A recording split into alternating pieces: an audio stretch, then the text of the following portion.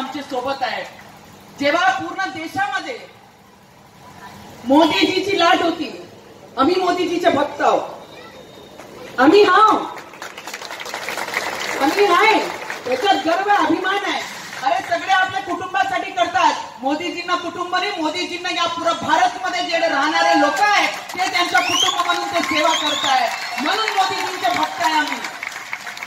त्यांची वेळ असताना अमरावतीमध्ये जर अपक्ष निवडून येऊ शकते तर तुम्ही विचार करा की जीवाचा रान मी माझ्या क्षेत्रामध्ये कोणती पद्धतीने केला असेल. अरे महिला हूं, कमजोर नहीं हूं, लड़ सकती हूं और आगे भी लड़ूंगी. जय श्रीराम. मी आपल्याला एवढंच सांगण्यासाठी आज जळगावमध्ये ज्या प्रेमाने आपण माझं स्वागत केला, रवीजीचं स्वागत केला. गिरीशदादा महाजन साहेब आहे, सगळे साहेब म्हणतात, आमचे मोठे आहे, आदरणीय आहे.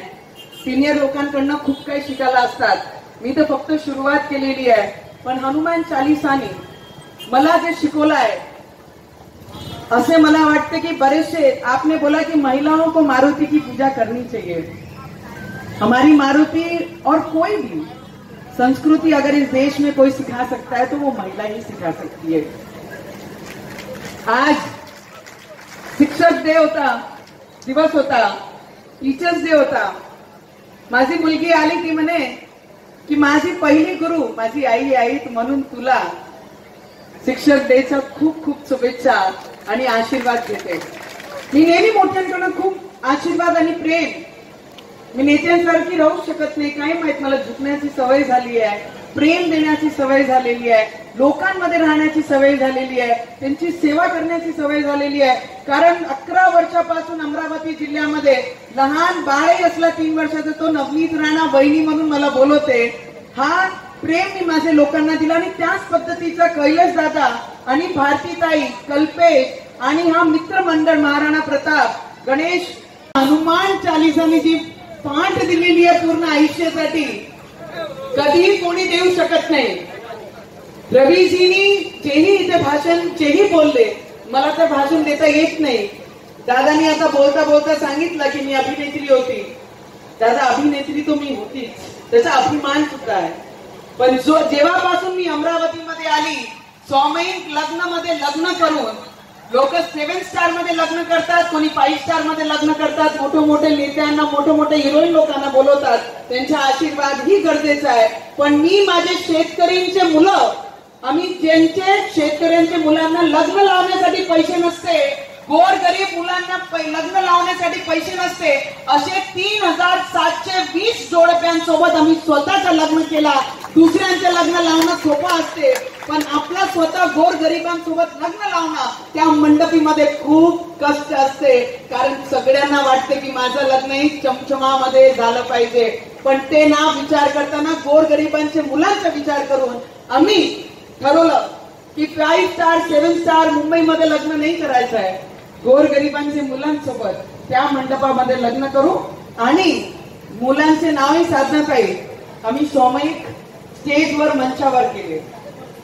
गव्हर्नमेंट हॉस्पिटल मधून जेवढेही मुलं त्यावेळी त्या महिन्यात जन्माला आले त्यांच्या सोबत माझ्या मुलांचंही नावकरण मी त्या मंचावर केलं. आणि प्रत्येक गोरगरीब जे हॉस्पिटलमध्ये शासकीय रुग्णालयामध्ये डिलिव्हरीला होतात मुलं, त्यांच्या अकाउंटमध्ये, प्रत्येक बाळाच्या अकाउंटमध्ये 10,000 रुपयाचं चेक टाकलं.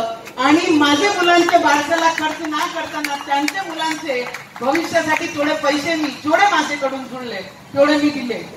आजपर्यंत 3 वर्ष होऊन राहिले मला खासदारकीला, आणि 12-13 वर्ष आमदारकीचं मानधन आणि खासदारकीचं मानधन 1 रुपयाही स्वतःवर आणि स्वतःच्या परिवारावर, स्वतःच्या कुटुंबावर खर्च ना करताना जेवढेही शहीद झालेले सैनिक आहेत त्यांच्या कुटुंबाला मदत केली, जेवढेही आत्महत्याग्रस्त आमचे शेतकरी आहेत त्यांच्या कुटुंबाला मदत केली. अरे स्वतःसाठी तर सगळे जगता, दुसऱ्यांसाठी जगून पहा की जगणं काय म्हणतं. आणि त्या पद्धतीने आम्ही काम करतो आमच्या क्षेत्रामध्ये. दादाने म्हटलं एकदा कोणी अपक्ष उमेदवार निवडून आला आमदार, तो दुसऱ्यांदा त्याचा हाल काय होते. दादा जो जमिनीवर राहून गोरगरिबांसाठी काम करेन, तो जोपर्यंत अपक्ष उमेदवार राहील, जोपर्यंत त्याची इच्छा राहील की तो आमदार आणि खासदार झाला पाहिजे, तिथपर्यंत ग्राउंडचे जमिनीचे लोक त्याच्या सोबत त्याच्या पाठीशी उभे राहतात. हे साधं उदाहरण आमच्या सोबत आहे. जेव्हा पूर्ण देशामध्ये ऍडव्होकेट उभे राहायचे, आज बेल नाही, उद्या बेल नाही, तिसरे दिवस बेल नाही, महिलांनी स्वप्नामध्ये कधी आपण विचार केला की आपण लॉकअप जाऊ? कधी आम्ही विचार, तुमची ही बहीण लागते, कोणाची बहिणी लागते, कोणाची मैत्रीण लागते. मला एक प्रश्न तुम्हाला आहे, आम्ही समाजमध्ये काम करण्यासाठी आलो आहे. समाजामध्ये कशा समाजाचं नंदनवन झालं पाहिजे त्याच्यासाठी आपण आलो आहे. पण हे सगळ्याचा विचार ना करताना उद्धव ठाकरेजींनी जे करायचं होतं, पॉवरचा दुरुपयोग, तेव्हा सगळं सहन केलं ताई. आम्ही म्हटलं, त्यांनी म्हटलं की जेलमधून निघाल्यानंतर महिला तुटून जाईल, तिला काही बोलता येणार नाही, ती बाहेर निघाल्यानंतर काहीच आमच्या विषय बोलणार नाही. ज्या दिवशी जेलातून बाहेर निघाली त्या दिवशी डबल ताकदनी, दादा तुम्ही म्हणता अयोध्यामध्ये 8 तास, त्यांनी जर हनुमान चालीसा पडली तर 12-12 तास 14 दिवस हनुमान चालीसाचं पठण या जेलामध्ये मी केला. आणि उद्धव ठाकरेला प्रत्येक क्षण, प्रत्येक 1 मिनिट हनुमान चालीसामध्ये मी पाठ करतो. जर माझी भक्तीमध्ये थोडीही ताकद असेल तर हनुमंत राय त्यांना जरूर दाखवीन त्यांची जागा कोणती. आज अशी जागा दाखवली की त्यांच्या घरामध्ये उभे राहणारा कार्यकर्ता सुद्धा उरला नाही. ती ताकद आमच्या भक्तामध्ये आणि रामामध्ये आणि हनुमंतामध्ये आहे. मी फक्त एवढं सांगन की या मला माहित आहे जास्त आता हनुमान चालीसा कैलास दादाचा बीपी वर खाली होतं की हनुमान चालीसा होणार आहे. दादा हनुमान चालीसा आपण करू, माईक वर असो की आमची जे माईक ओरिजिनल देवानी दिलेली आहे त्या माईक वर असो, काही विषय नाही. सगळ्यांच्या याच्यात जोर आहे ना, ताकद आहे ना, देवाचं नाव घ्यायचं आहे ना. एकदा माझ्यासोबत या पूर्ण कुटुंबाला, सोनवणे कुटुंबाला माझ्याकडनं खूप खूप शुभेच्छा. आणि एकदा जय श्रीराम, जय श्रीराम. सगळ्यांनी एकदा जोरदार हात वरती करून जय श्रीराम, जय श्रीराम. गणपती बाप्पा, गणपती बाप्पा.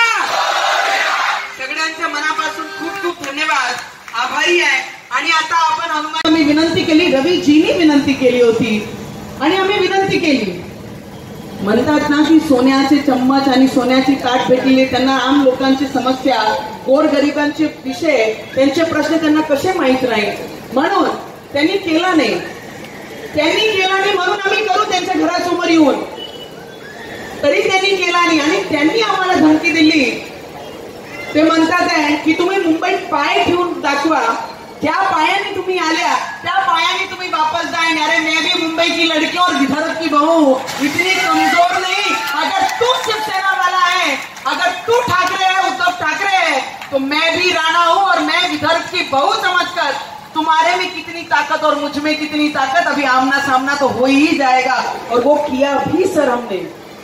और ज्या पद्धतीने ज्या दिवशी आमचे देशाचे प्राईम मिनिस्टर मुंबईमध्ये येणार होते, आम्ही निर्णय घेतला की आपण उद्या काही गोंधळ ना करताना प्राईम मिनिस्टरजीचा दौरा कॅन्सल नाही झाला पाहिजे, त्याच्यासाठी आपण आपलं आंदोलन वापस घेऊ आणि आपण एक दुसरी तारीख ठरवून आपण परत करू. आम्ही केल्यानंतर सुद्धा 3 वाजता आम्ही प्रेस कॉन्फरन्स घेतली. 3 वाजता प्रेस कॉन्फरन्स घेतल्यानंतर 5 वाजता आमच्यावर FIR होते. 5 वाजता 153A होते जे बेलेबल ऑफेन्स आहे. ऍडव्होकेट येते पोलीस स्टेशन मध्ये जबरदस्तीने, माझा स्पॉन्डलाइजचा जे प्रॉब्लेम आहे, 4 कॉन्स्टेबल आणि 1 PSI ती जबरन एवढे ताकदीने हा पूर्ण हात ओढते आणि गाडीमध्ये फोर्सफुली बसवते ताई. तो एवढा एग्रीमेट होऊन जाते आणि मला पोलीस स्टेशन मध्ये नेतात, बसवतात आणि लॉकअप मध्ये रात्री 12 वाजता जेव्हा 124A सिटिशन लागते, देशद्रोहाचा कलम लागते, ते सुद्धा आम्हाला माहित होतील. आणि आम्हाला म्हटलं की दुसऱ्या पोलीस स्टेशन मध्ये एक AC रूम मध्ये बसू की रात्रभर तुम्हाला उद्या तुम्हाला बेल भेटून जाईल. आणि सकाळी जेव्हा आम्ही कोर्टात गेलो तेव्हा आमचा वकील सांगते की तुमच्यावर देशद्रोह आहे. मला तुम्हाला सगळ्यांना प्रश्न विचारायचा आहे, हनुमान चालीसा वाचणं आणि राम भक्त होणं या देशमध्ये पाप आहे की गुन्हा आहे? तुम्ही सांगा मला. गुन्हा आहे का आपण जे गुन्हा केला होता?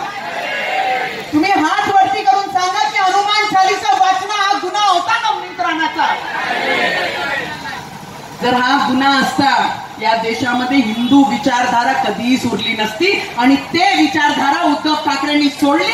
तेच मी लोकांना दाखवण्याचा प्रयत्न केला आणि माझे महाराष्ट्राचं नंदनवन झाला पाहिजे त्याच्यासाठी मी प्रयत्न केला. 12 दिवस हा जेलमध्ये ठेवल्यानंतर सतत कोर्टमध्ये ऍडव्होकेट उभे राहायचे. आज बेल नाही, उद्या बेल नाही, तिसरे दिवस बेल नाही. महिलांनी स्वप्नामध्ये